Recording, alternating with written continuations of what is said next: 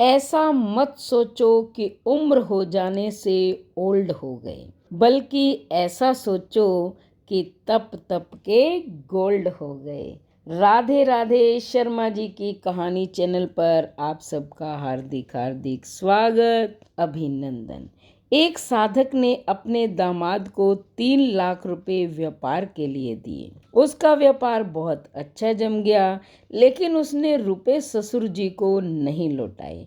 आखिर दोनों में झगड़ा हो गया। झगड़ा इस सीमा तक बढ़ गया कि दोनों का एक दूसरे के यहाँ आना जाना भी बिल्कुल बंद हो गया। घृणा व द्वेष का आंतरिक संबंध अत्यंत गहरा हो गया। साधक हर समय हर संबंधी के सामने अपने दामाद की निंदा करने लगा। उनकी साधना लड़खड़ाने लगी। भजन पूजन के समय भी उन्हें दामाद का चिंतन होने लगा। मानसिक व्यथा का प्रभाव शरीर पर पड़ने लगा। बेचैनी बढ़ गई, समाधान मिल नहीं रहा था। आखिर वे एक दिन एक संत के पास गए और अपना दुख सुनाया।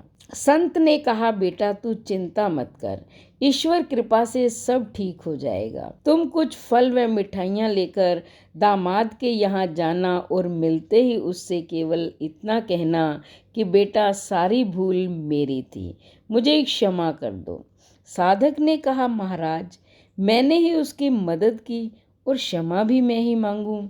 संत ने उत्तर दिया, परिवार में ऐसा कोई भी संघर्ष नहीं हो सकता जिसमें दोनों पक्षों की गलती न हो। चाहे एक पक्ष की भूल 1% हो, दूसरे पक्ष की 99%, पर भूल दोनों तरफ से होगी। साधक की समझ में कुछ नहीं आ रहा था। उसने कहा, महाराज मुझसे क्या भूल हुई? उन्होंने कहा कि बेटा तुमने मन ही मन अपने दामाद को बुरा समझा, ये है तुम्हारी भूल। तुमने उसकी निंदा, आलोचना, तिरस्कार किया, यह है तुम्हारी दूसरी भूल। क्रोधपूर्ण आंखों से उसके दोष को देखा, यह है तुम्हारी तीसरी भूल। अपने कानों से उसकी निंदा सुनी, यह है तुम्हारी चौथी भूल। तुम्हारे हृदय में दामाद के प्रति क्रोध व घृणा है, यह है तुम्हारी आखिरी भूल। अपनी इन भूलों से तुमने अपने दामाद को दुख दिया है। तुम्हारा दिया हुआ दुख ही कई गुना हो तुम्हारे पास लौटा है।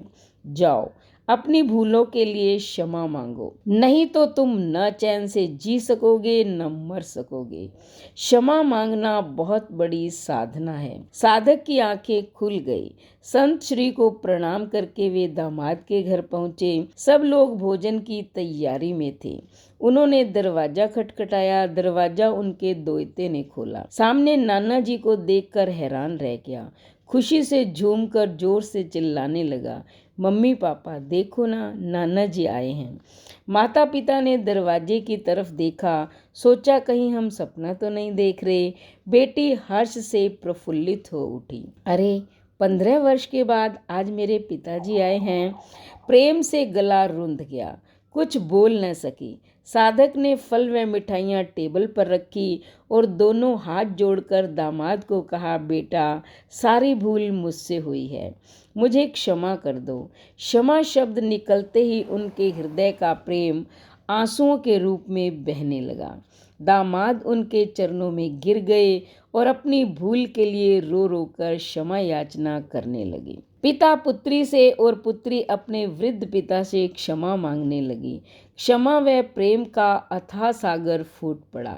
सब शांत चुप, सबकी आंखों से निरंतर आंसू बह रहे थे। दामाद उठे और रुपए लाकर ससुर जी के सामने रख दिए।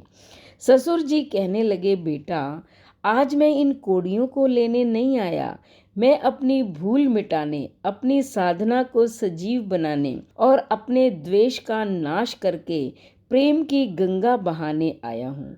मेरा आना सफल हो गया, मेरा दुख मिट गया, अब मुझे आनंद का एहसास हो रहा है। दामाद ने कहा, पिताजी जब तक आप ये रुपए नहीं लेंगे तब तक मेरे हृदय की तपन नहीं मिटेगी।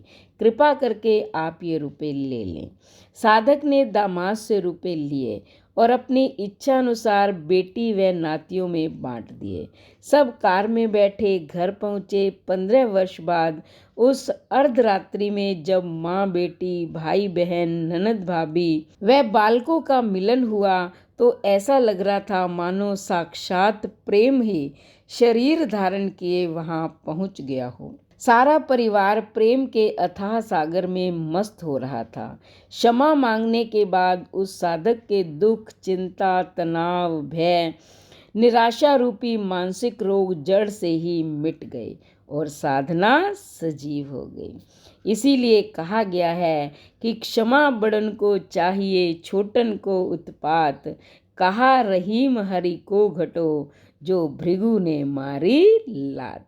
तो हमेशा जो है बड़ों को क्षमा कर देना चाहिए, क्योंकि छोटों का तो ये नियम है, वो शरारतें करते हैं। तो आप भी इस कहानी से शिक्षा लें। उसके बाद चैनल को सब्सक्राइब करें, लाइक और शेयर करें, कमेंट करें और बेल आइकन के बटन को दबाएं ताकि ऐसी ही मोटिवेशनल कहानी की वीडियो का नोटिफिकेशन सबसे पहले आपको मिले।